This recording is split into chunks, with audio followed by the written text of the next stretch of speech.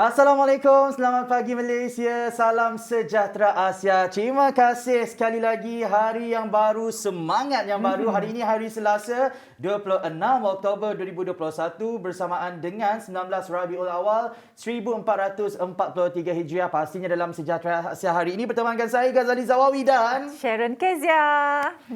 dan pastinya kami sentiasa harapkan agar di mana sahaja anda berada, semuanya sentiasa dalam keadaan yang sihat sejahtera, sentiasa semangat dan kreatif untuk betul. menjana lebih banyak pendapatan, dan pastinya kita harapkan agar aktiviti ekonomi lebih rancak semula, terutamanya kita nak masuk endemik ni kan. Dan pastinya hari ini kita bawakan topik yang sangat orang kata penting dan memberi inspirasi terutamanya kepada golongan belia, kerana topik kita adalah ubah persepsi belajar luar negara, dan kita akan bersama dengan seorang anak Sarawak yang telah mengharumkan nama negara dengan memperoleh anugerah Microbiology UK yang kini menuntut pengajian di University Newcastle, Umairatul Shazia Roslan.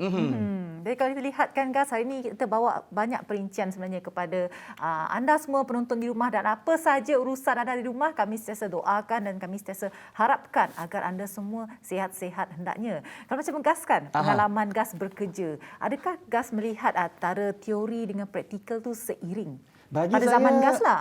Ya, kena seiring teori dan praktikal. Maksudnya, kalau kita teori sahaja tak berkesan. Betul. Kita kena ambil pengalaman juga. Dan seperti contoh, kalau kita lihat golongan graduan pada masa kini, selepas mereka menghabiskan pengajian mereka, ada banyak program sebenarnya. Antaranya, GATS 4.0. Jadi kita nak bawakan, Sharon, terus perincian pertama kepada anda. Fokus yang perlu menjadi tumpuan anda hari ini. Kini kita tahu tumpuan diberikan oleh Kerajaan Sarawak kepada usaha memulihkan semula ekonomi negeri menerusi pembangunan pasca COVID-19 ataupun PCDS 2030.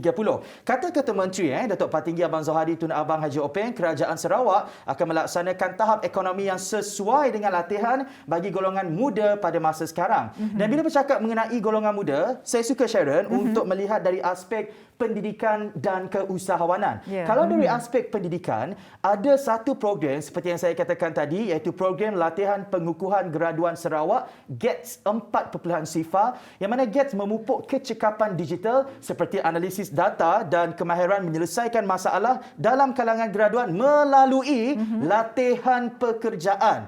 Dan tak cukup dengan itu, graduan ini juga akan memperoleh allowance, dan kalau ada rezeki, mereka akan terus bekerja dengan organisasi berkenaan. Dan saya kira juga kan Gas, bahawa latihan amali serta praktikal ni adalah bagi menyediakan golongan belia dengan kemahiran-kemahiran yang diperlukan untuk terus menyertai kerjaya terpilih setelah mereka tamat pengajian. Dan kalau kita lihat kan Gas, zaman teknologi ini, latihan teori dan praktikal seiring untuk mempersiapkan belia untuk menghadapi realiti kehidupan. Jadi bagaimana untuk mengaplikasikan ilmu tersebut, bagaimana untuk mengaplikasikan kemahiran yang mereka pelajari dalam situasi yang sebenar. Jadi kan Gas, kalau kita lihat bahawa sekiranya graduan ini, maksud saya daripada golongan belia ini tidak didedahkan dengan realiti ataupun alam pekerjaan yang sebenar pada usia yang muda, mereka tidak dapat cope apabila mereka berada di pasaran pekerjaan. Jadi itu sedikit sebanyak akan menjejaskan mereka. Jadi latihan yang seperti yang dikongsikan oleh Gas tadi sedikit sebanyak mempersiapkan mereka bukan sahaja daripada ilmu, kemahiran, tetapi dari segi fizikal dan mental juga untuk mereka menghadapi realiti kehidupan yang sebenar. Kalau kita lihat kan Gas, kalau kita tidak dedahkan golongan belia ini kepada pendidikan dari segi teori, dari segi praktikal, mereka mungkin akan berfokuskan kepada hanya teori saja. Dan apabila berada dalam kehidupan yang sebenar, apabila berada dalam pekerjaan yang sebenar, mereka tidak dapat mengaplikasikan kemahiran tersebut kerana apa yang dipelajarinya bila berada dalam situasi yang sebenar, mereka agak kurang. Sebab itu ramai orang berpendapat bahawa semasa kita belajar ni hard skills yang banyak kita peroleh, dan apa yang paling penting masa kita di alam pekerjaan, soft skill itu yang akan membawa kita ke peringkat yang lebih tinggi. Jadi hard skill, soft skill, teori, praktikal kena bergerak seiringan. Dan mengenai program GATS 4.0 tadi, sekiranya anda berminat untuk menyertainya, boleh layari sahaja www.scope.net.my. Saya ulangi sekali lagi, www.scope.net.my. scope.net.my. Semenjak dua menjak ni, kita dapat nanggah bahawa ramai sebenarnya golongan belia di Sarawak yang terlibat dalam bidang keusahawanan dan kita tak nak minat mereka terhenti di situ sahaja. Dek melihat kepada cabaran semasa pandemik COVID-19. Jadi, program Tunas Usahawan Belia Bumi Putra Tube yang mana UNIMAS merupakan salah satu universiti awam yang terlibat dalam program ini. Menariknya program ini, Sharon, golongan belia yang terlibat pertama akan dipantau selama 12 bulan dan diberikan latihan kemahiran keusahawanan. Tak cukup dengan itu, dana sebanyak RM15,000 juga disediakan kepada setiap peserta untuk mereka mulakan perniagaan. Jadi, keusahawanan, pendidikan kena bergerak seiringan dan untuk program Tube ini, bagi yang berminat boleh melayari tube.semecorp.gov.my. Baik, perincian yang seterusnya, kita ada juga berita baik bagi mereka yang nak buat kajian mengenai etnik minoriti di Sarawak.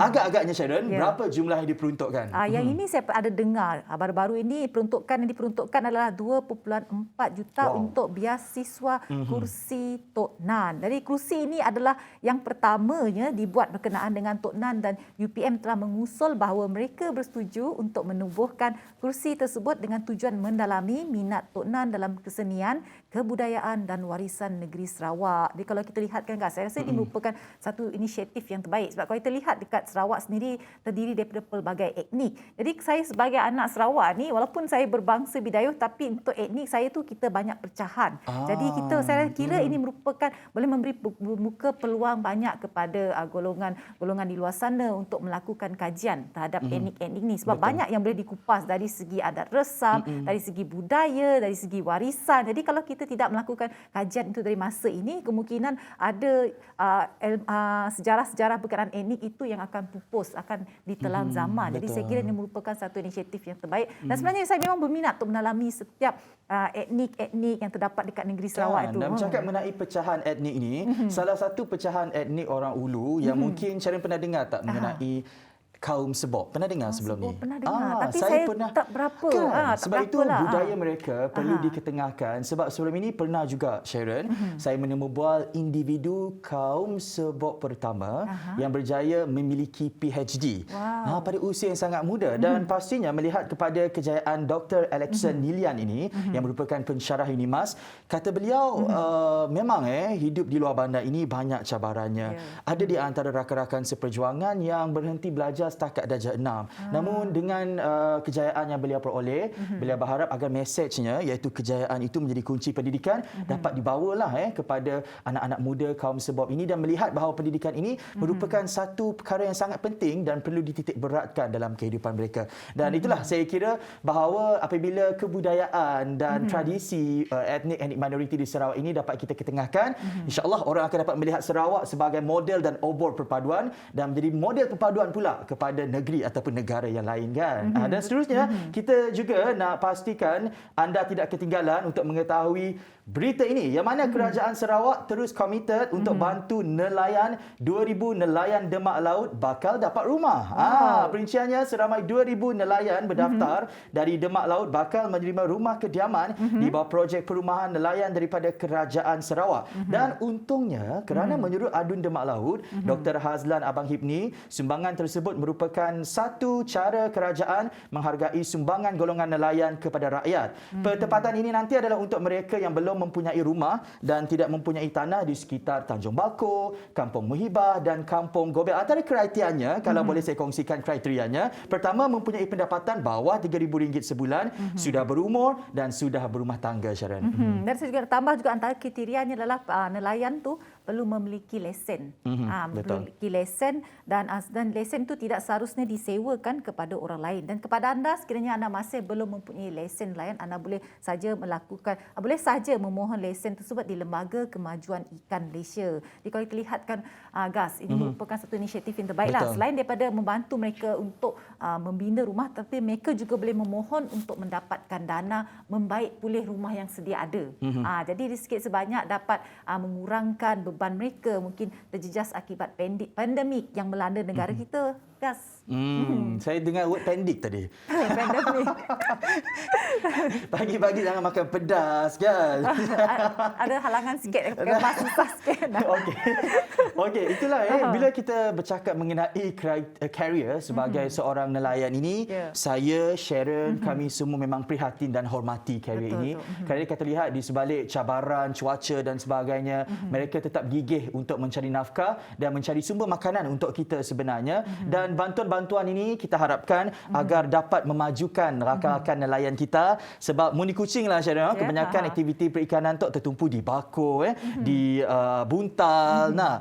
Jadi bila kelakar saya buntal tu, saya rasa macam lama dah si makan seafood. Betul. Sebabkan dia lah baru-baru ini saja kita dibenarkan untuk boleh dine in bersama keluarga. Betul. Jadi walaupun dibenarkan tapi kita masih mengamalkan kawalan kendiri. Jadi kita tidaklah keluar sesuka hati, cuma apabila kita betul-betul ingin keluar tu baru kan kita keluar. Tapi betul lah seperti yang Gas kongsikan bila cakap pasal nelayan ni, kita memang menghargailah, bukan mudah untuk berada di lautan, dan kita boleh katakan di sini mereka merisikokan nyawa mereka untuk mencari sesuap nasi sahaja. Kan. Saya pernah juga pergi ke Kampung Bako bersama dengan para nelayan di sana, mencari ketam, mencari lokan dan sebagainya. Dan paling saya suka adalah mereka dekat laut tu kan, ada satu jaring yang mereka letak, ada banyak udang-udang yang lekat. Kalau dalam bahasa Sarawak kita panggil tu sesar kan.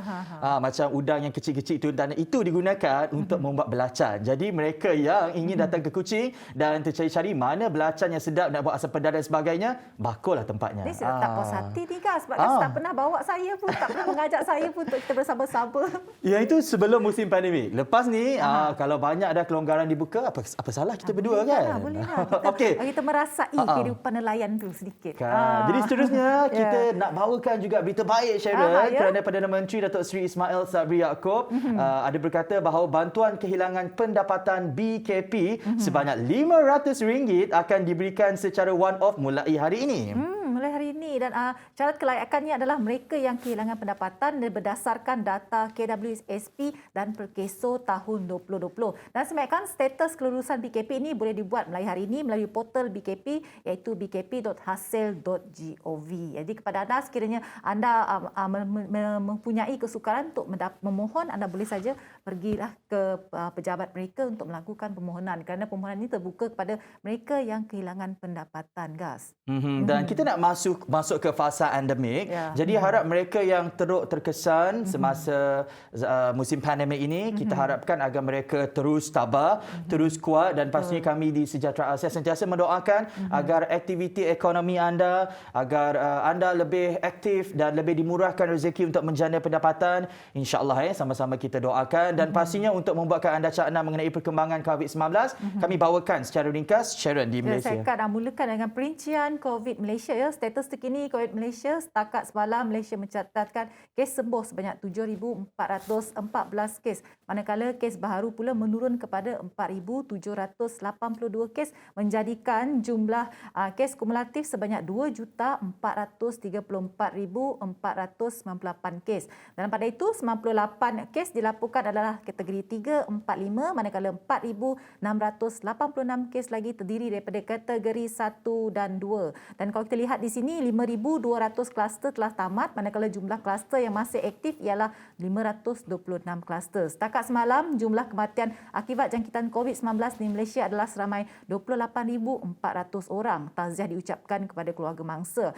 Perincian seterusnya Gas. Baik, di Sarawak secara ringkasnya kes harian COVID-19 kekal pada 3 angka sejak 17 Oktober 2021 dengan 754 kes baharu yang telah dilaporkan semalam. JPBNS juga ada memberitahu, kalau anda lihat di skrin, Kuching terus merekodkan jumlah kes harian tertinggi dengan 128 kes, diikuti dengan Miri iaitu 82 kes, dan beberapa lagi daerah yang lain. Anda boleh rujuk di skrin ataupun di Facebook JPBNS. Sebab itu kami sentiasa bawakan perkembangan COVID-19 ini agar di mana sahaja anda berada, anda terus berwaspada, kerana kita masih lagi tidak selamat sekiranya semuanya belum selamat.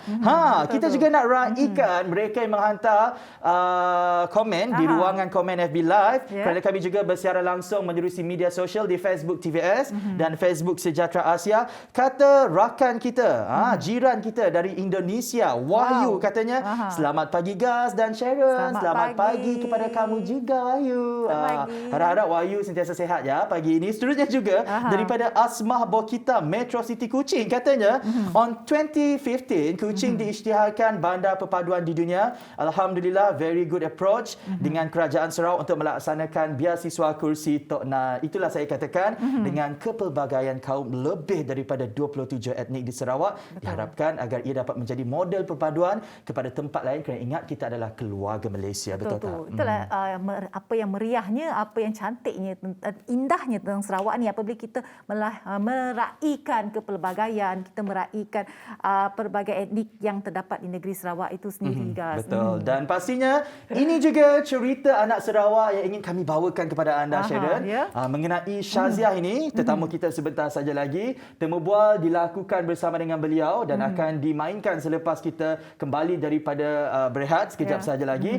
Mengenai tajuk ubah persepsi belajar luar negara. Sebab ada anak muda kita yang takut untuk belajar luar negara disebabkan oleh homesick, kewangan dan sebagainya. Namun Syaziah mampu membuktikan dengan mengharumkan nama negara, memperoleh anugerah Microbiology UK, dan beliau kini menuntut pengajian di University Newcastle. Sangat bangga. Jadi kalau saya kira kan, Gas, bukan dia sahaja mengalami perasaan itu. Saya kira saya dulu pun pernah mengalami perasaan itu. Saya sama juga. Sebab bila kita nak, tapi kita kena pandai mengatasinya. Tapi kita takut kan, Gas. Sebab pertama sekali saya kira bukan kita berdua lah ini mewakili semua golongan pelajar di luar sana. Faktor kewangan itu memainkan peranan yang penting. Kita takut apabila kita berada di sana nanti sekiranya kita mengalami kesesakan kewangan tu, dari mana kita perlu mendapatkan bantuan. Itu sebenarnya yang menjadi persoalan anak muda. Tapi dengan adanya perkongsian kita sebentar lagi, saya kira ia dapat memberikan sedikit inspirasi dan motivasi khususnya kepada golongan pelajar yang pada tahun ini yang akan menduduki SPM, mungkin akan membuat perancangan selepas ini untuk menyambung pelajaran di luar negara, Gas. Lebih-lebih lagi masa pandemik COVID-19 ini, kajian yang menyeluruh dan komprehensif perlu dilakukan, contohnya terhadap vaksin dan sebagainya, sesuai dengan kursus yang diambil oleh Syaziah ini. Jadi, selepas kita berehat sekejap saja lagi, kami bawakan temu bual bersama dengan Umai Ratu Syaziah Roslan untuk topik ubah persepsi belajar luar negara. Jangan ke mana-mana, teruskan kesetiaan anda dalam Sejahtera Asia.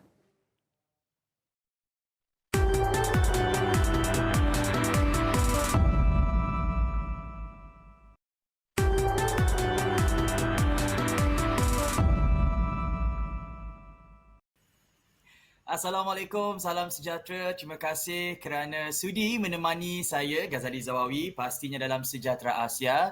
Dan dalam Sejahtera Asia, kami sentiasa mengangkat cerita kejayaan anak muda, terutamanya anak Sarawak yang mendapat pengiktirafan dan anugerah berprestij dalam bidang akademik di luar negara. Macam anda lihat sekarang ini, kita pastinya bersama dengan Umai Ratu Syaziah, pelajar tahun 3 Integrated Masters Program dalam bidang Cellular and Molecular Biology di University Newcastle, United Kingdom. Hello, Assalamualaikum Syaziah. Waalaikumsalam.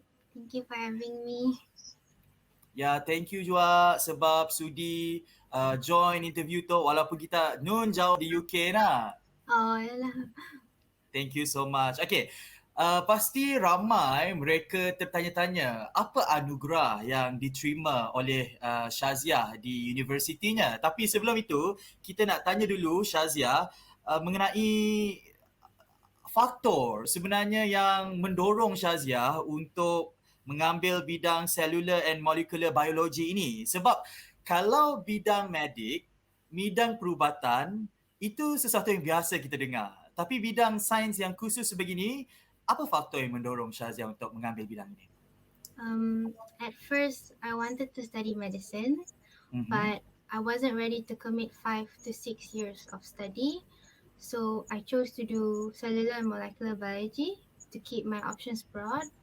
And then, so what drives me to study biology is because I'm also interested in becoming a scientist and doing research.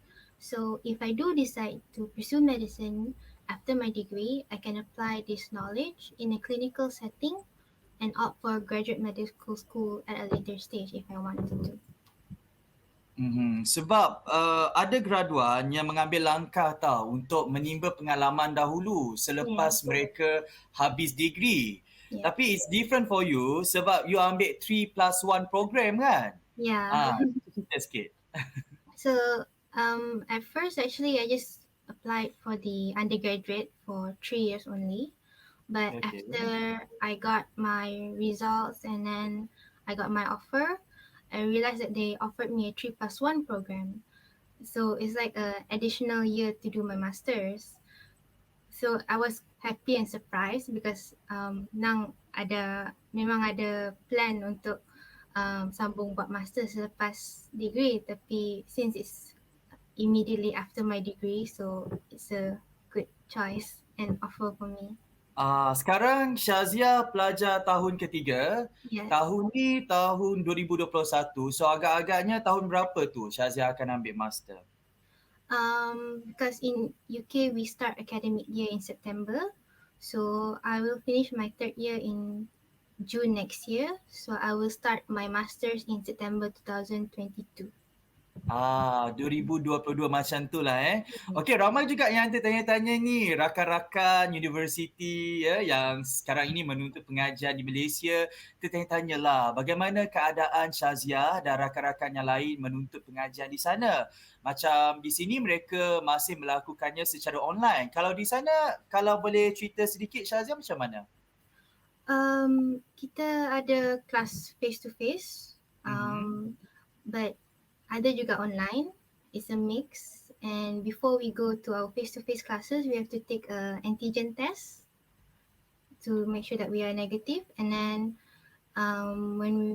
everyone is required to wear mask in the lecture hall.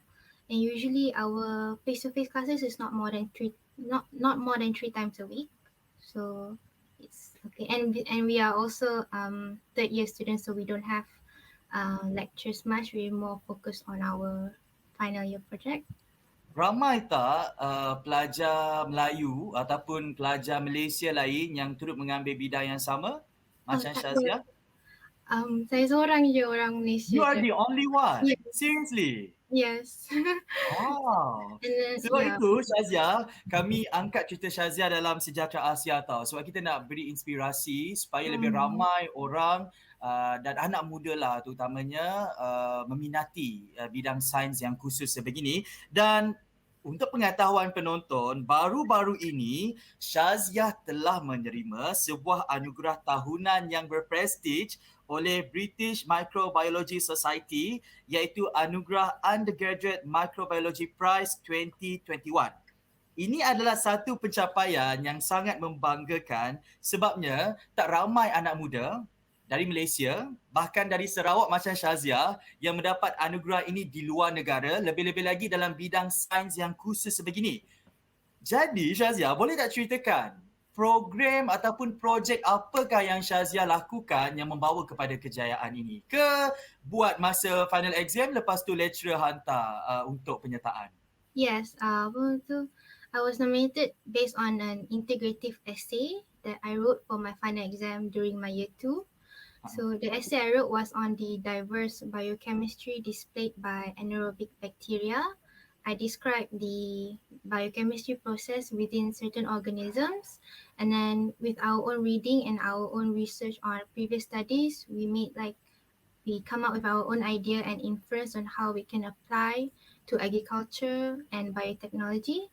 And then with my essay, my lecturer approached me, and in her words, she said that she would like to nominate me and send in my integrative essay as an example of my outstanding work in the subject.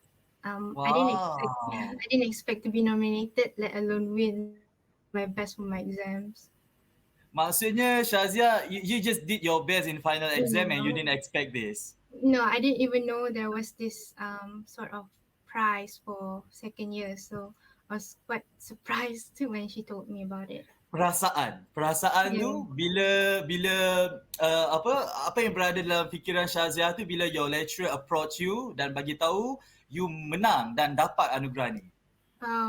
I got dapat nomination tu sebulan sebelum menang. Okay. So at first I did macam okay, I got nominated, still quite speechless because I never won something so like big like this. And then when I won that thing, I was like masa tu I got the news that I won was when I was already in UK and my parents pun ada. So memang my parents cried. And then Allah, I pun rasa comel. macam like, Ah, oh my god. ah. Like, memang Sekarang ni parent dekat sana ke dekat KL? kat KL. They came because Oh. last year COVID kan, so I had to return back to Malaysia cepat-cepat. So I left my Ah, stuff here, so they were helping me like move in my stuff because semua dan kelang kabut last year. Barang semua. Hai Aunty Surina. Aunty Surina mesti happy ni anak dia interview kan. Itulah sebab ini adalah kebanggaan kita sebagai anak Sarawak melihat anak muda sebegini. Pertama bukan sahaja berjaya menang anugerah tetapi minat yang sangat mendalam. Kalau universiti di Malaysia tak semua yang ada buat personal statement. Maksudnya ianya kebanyakan bergantung kepada grade yang cemerlang dan sebagainya. Bagaimana persepsi ataupun orang kata perbandingan lah yang Shazia dapat lihat menuntut pengajian di luar negara, di Newcastle dengan Malaysia, Shazia? I think in Malaysia we have our own advantages because I've seen that they also focus on personal skills within the syllabus. However, if like a real comparison, I think I'm not in a position to comment it as much because I've never experienced studying in the local higher education environment in Malaysia. But like you said, we have to apply with our personal statement to UK university. So the UK, of course, you have to meet the grade requirements as well, but the university will also review the personal statement to make sure that you know what you're getting into and what kind of career you can expect, and to see that if you are really interested and passionate about the subject. So I think it helps me to do research on what I want to do because I started doing my personal statement when I was in Form 4, 2 years before I did my application. So during that time, I was researching and like asking questions to professors like, what do I need to do? What kind of things should I read? And then so I think if we can apply this to students in Malaysia, I think it can somehow or another guide them to identify their real interests Ya, and what betul. they should do to achieve it. And at the same time, it can motivate them and let them set a goal for themselves.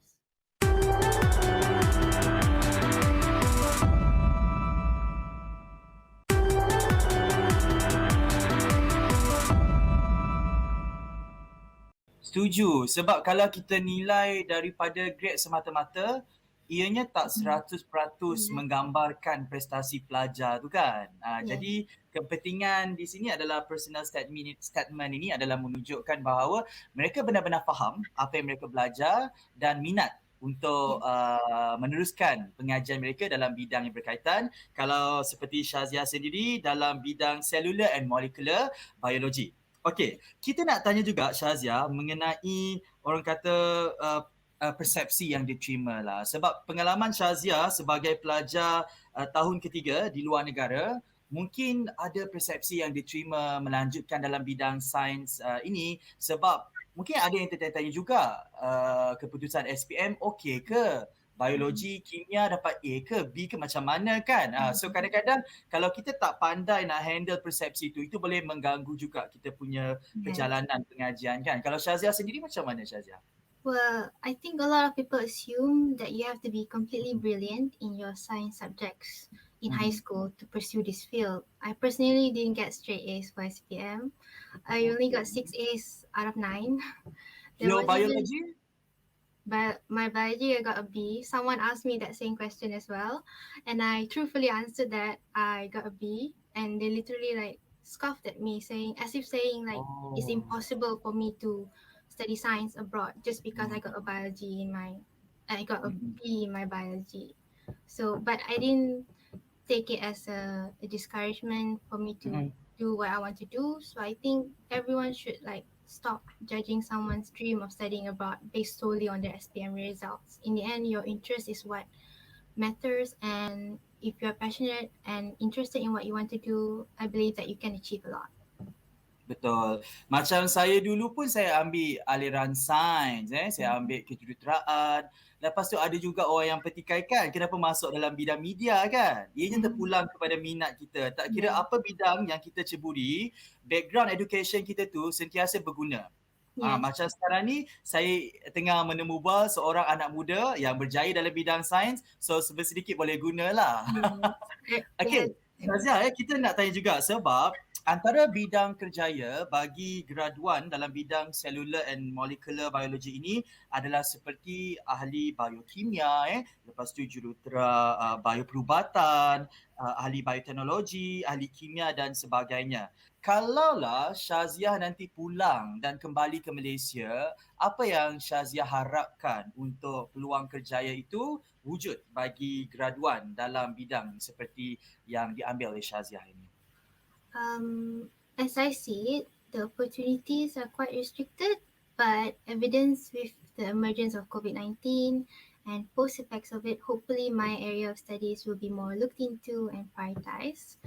But other than biochemistry, biotech, biomedical engineering, bioinformatics or computational biology is also important, because with the advancement in science, it is increasingly difficult to understand the current state of the art in biological research without some experience and understanding of computational biology.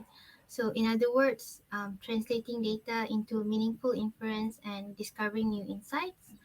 Therefore, I mainly would be interested in working closely with pharmaceutical labs.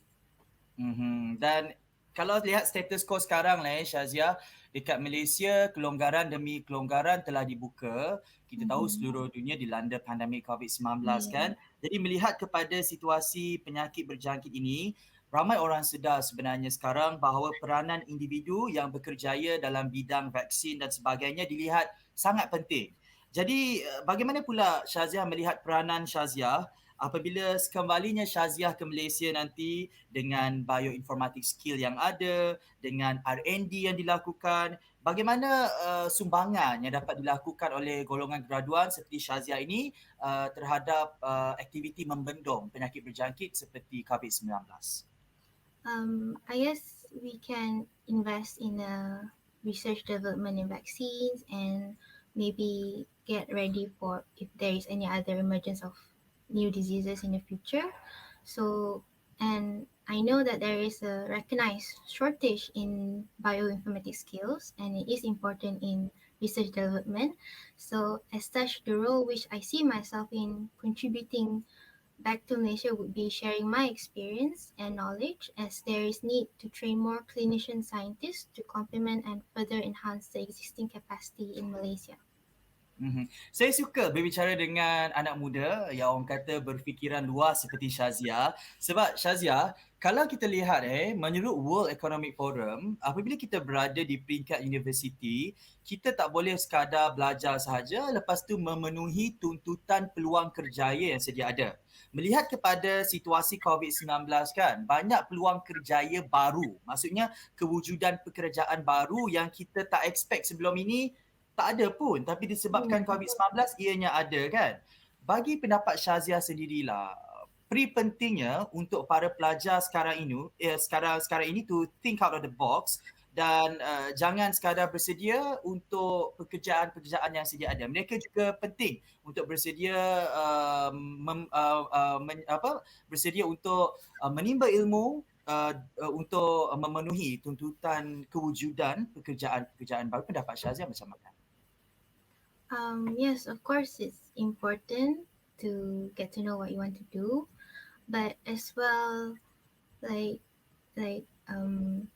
be updated on what's happening and read a lot of articles or research papers, and maybe think of something that can benefit the community, so that if somehow, because now it's more like research stuff, you have to have your own original ideas, so it's good to be prepared or have deep interest in what you want to do.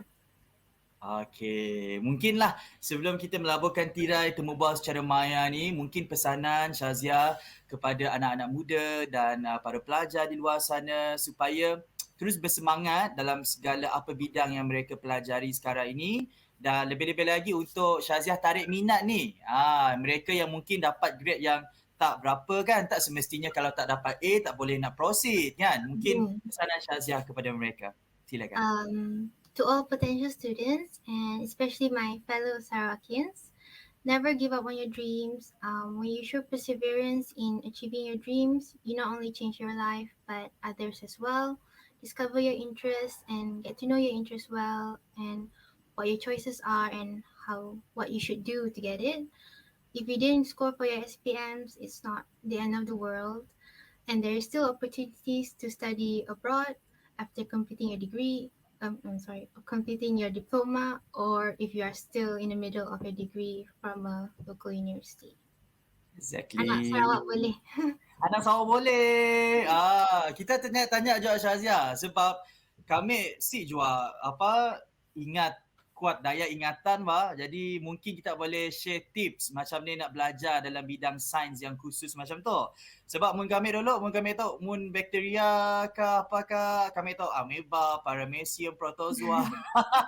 Macam kita belajar benda tu mendalam mungkin kita boleh kongsi sedikit tips macam ni kita nak menghafal dan memahami bidang sains yang khusus macam tu. Shazia. Because in UK we mostly do like long essays about a broad subject and then we can narrow it down within our essay. So what I do is I usually just read a lot of articles like on journals, and then I take excerpts like some parts of it, put in my notes, and then just keep it there and then review it later. So it's like reading a lot, and at the same time in terms of memorizing the process and everything, I do flashcards. Can I show it to you? Flashcard. Mana tengok mana flashcard? It's like this book. It's like a small. Okay. Like I just this is notes from my first year. So I just daripada first year masih simpan Yeah. Wow. So I just drew the process and then terangkan the each and every step inside this. Ini kan sebab ada juga yang belajar membaca saja tau Shazia. Kalau Shazia guna flashcard menuliskan, boleh tak ceritakan macam mana bila kita menulis tu dia buat kita lagi ingat dan faham? Yes. I also got this tip from Dr. Amalina. Oh, Dr. Amalina Bakri. Dia she said in dalam yang dapat 17 ASPM tu yes. Dia cakap like especially for medicine students lah kan, you have to draw a lot and write a lot if you want to remember. Like keep on doing it. So I did that. At first I did like a draft in a different paper, and then I write it like how I want it to look like in my flashcard. So I did it like twice. Okay. Itulah kalau boleh nak borak lagi dengan Shazia ni. Okay. Last kita tanya sebab kalau dekat Malaysia kan kebanyakan sistem pengajian di IPT sekarang, kalau exam, final exam dan sebagainya, sebab kan dia buat online. So sekarang ni pandemik, tak ada kelas fizikal kan. So mostly mereka dibenarkan untuk rujuk nota. Nota tapi dalam masa yang sedikit singkat lah. Kalau di sana macam mana Shazia? You guys still can refer to notes ataupun you guys having the exam physically? Last year we had during my year 2 our exams was online. Example if it's a macam integrative essay tu, we are given only 24 hours or a week to finish it. Actually, and we are allowed to look at articles or our own notes, and our lecturer actually said that they prefer us doing that because it encourages us to read more outside what we are taught in class. So it's like we discover more things and we can explain in deeper inside our essay. Oh, okay. Alright. Terima kasih kami ucapkan kepada Umay Ratul Shazia kerana sudi meluangkan masa bersama dengan Sejahtera Asia. Jaga diri di sana, okay? Okay, thank you. You too. Stay safe. Alright, dan kepada anda, jangan ke mana-mana. Teruskan kesetiaan hanya dalam Sejahtera Asia.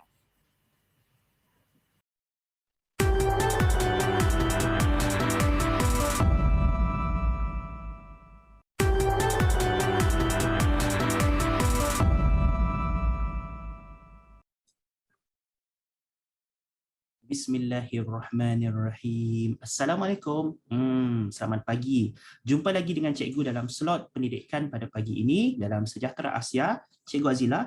So, cikgu nak bawa semula apa yang kita pelajari pada minggu lepas, iaitu menyelesaikan persamaan linear.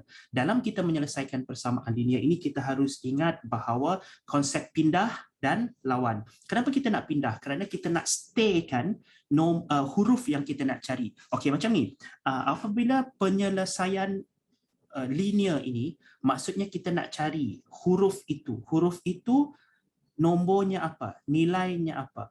Dan penyelesaian persamaan linear ini adalah satu skill. Dia bukan sekadar topik, bab ataupun tajuk dalam matematik, tetapi dia adalah skill yang akan awak gunakan dalam kebanyakan topik dalam matematik dari tingkatan 1 sampai ke tingkatan 5. Jom kita lihat yang ni. Cikgu nak tunjukkan kepada awak. Sini. Okey, ini dia. Okey, apa yang cikgu cakapkan tadi adalah kita konsep tambah jadi tolak, darab jadi bahagi. Dan semua ini berlawanan. Tambah lawannya tolak, tolak lawannya tambah, dan seterusnya darab lawannya bahagi. Okey, macam mana tu? Okay. Kita kan nak mengetahui X ini apakah nilainya. X tambah 6. Apa yang tambah 6 ni jadi 10? Okey, itulah maksud soalannya. Okey, jadi di sini ini kan tambah 6. Tambah 6 pergi ke sebelah, maka dianya akan menjadi X, ayat matematiknya bertukar menjadi begini. 10 ini stay, dan tambah 6 pergi sebelah jadi tolak. Kenapa tolak? Kenapa? Kerana tambah lawannya tolak. Dia akan pindah dan lawan. Dia pindah sebelah dan jadi dia punya lawan.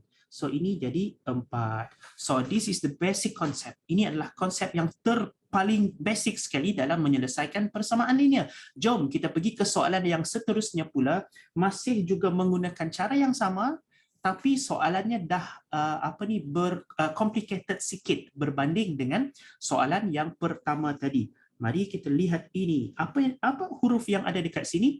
Dia sebenarnya boleh jadi macam-macam huruf. M boleh, P, Q, R, S boleh. Dekat sini yang common lah, cikgu gunakan X. So apa huruf yang ada dekat sini? Huruf yang ada adalah X. Ingat, darab ataupun bahagi diselesaikan kemudian.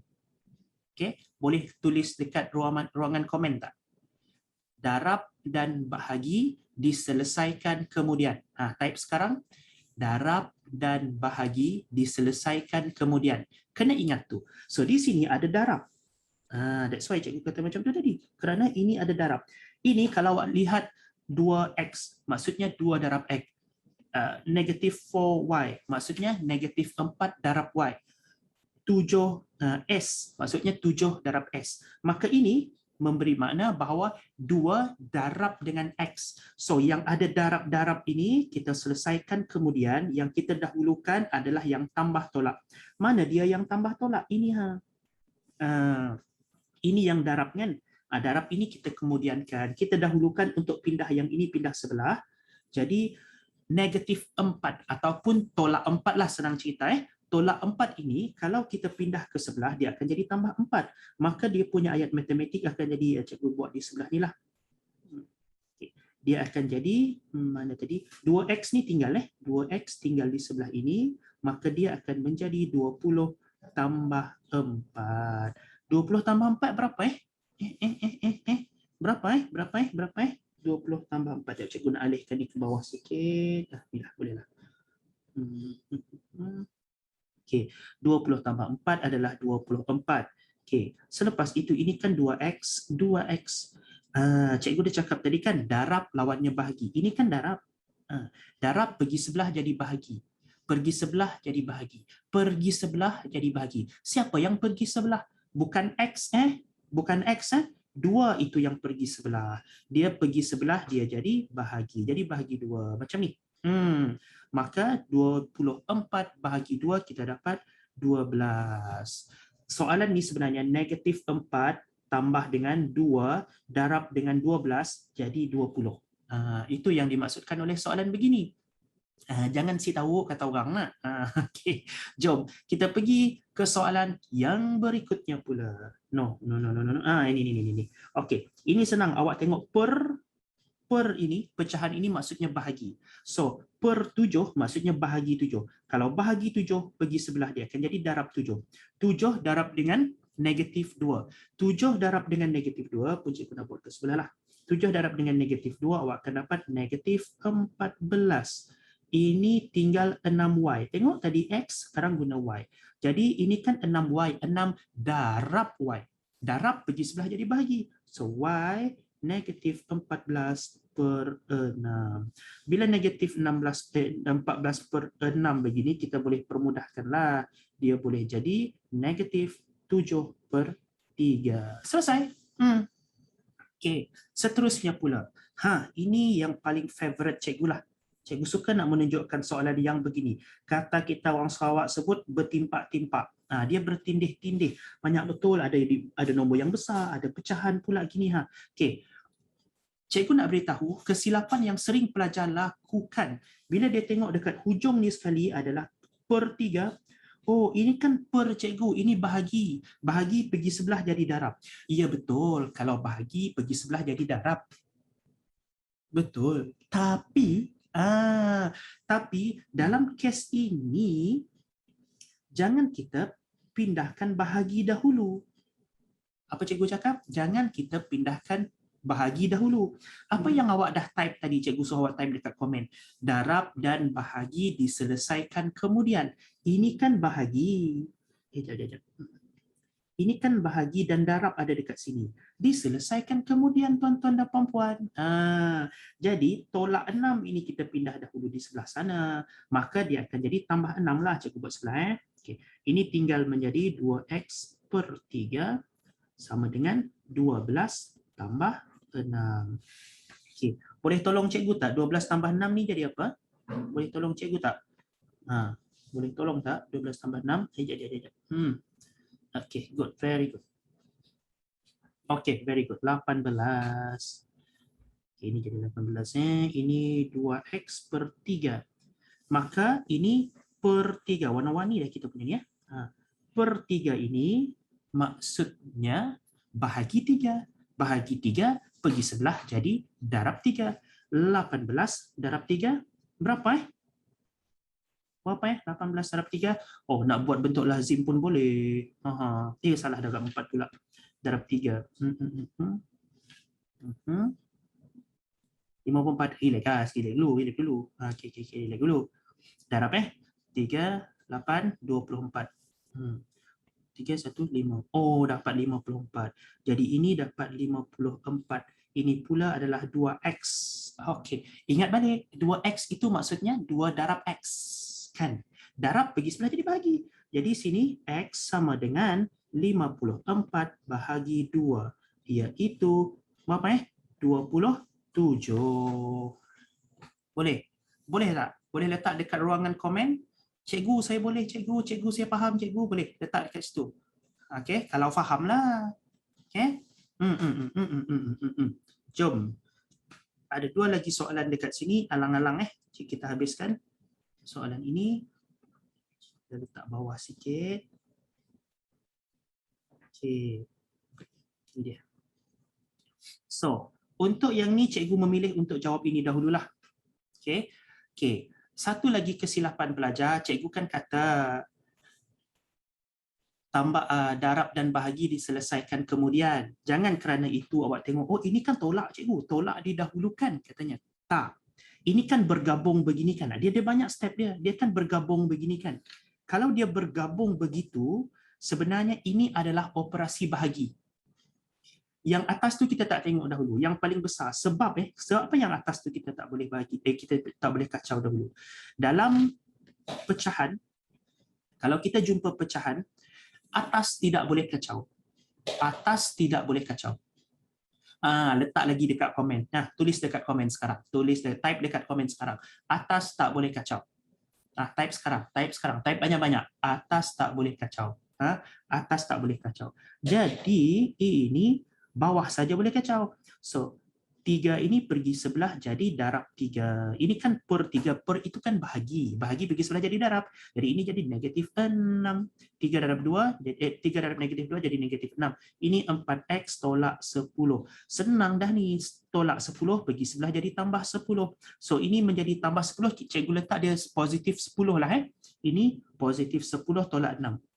Awak nak letak negatif 6 tambah 10 pun boleh. Sama je. Maksudnya sama. Okey. Di sini ada 4x. 10 tolak 6 berapa? 4. 4x.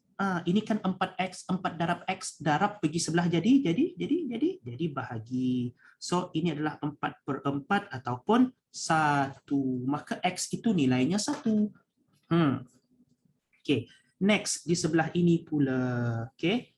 Macam yang cikgu cakap tadi yang awak sudah type tadi, darab dan bahagi diselesaikan kemudian. Ada darab bahagi tak kat sini? Ada. Ini Ini kan bahagi per. Kan? Maka ini kemudian. Apa yang nak didahulukan? Apa yang nak didahulukan? Ini ada negatif ni. Ada tolak. Tolak pergi sebelah jadi tambah. Maka dia akan jadi negatif 8 tambah 6.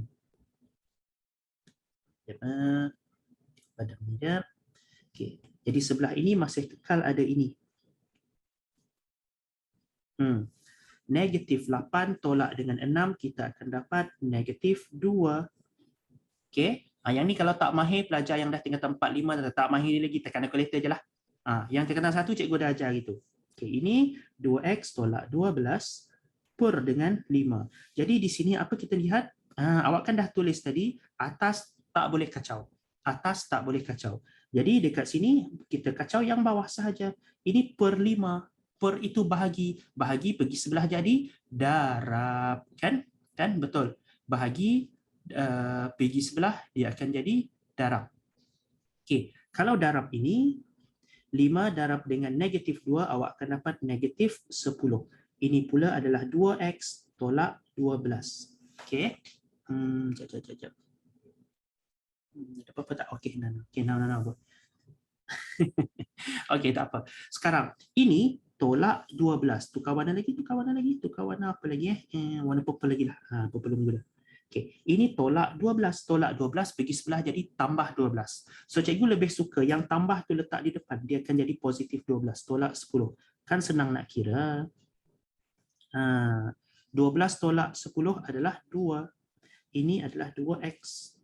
Tadang, makin senang. So, dah tahu dah x ini adalah 2/2 ataupun 1. Jadi cikgu harap perkongsian cikgu pada pagi ini dapat menyelesaikan kekeliruan awak selama ini.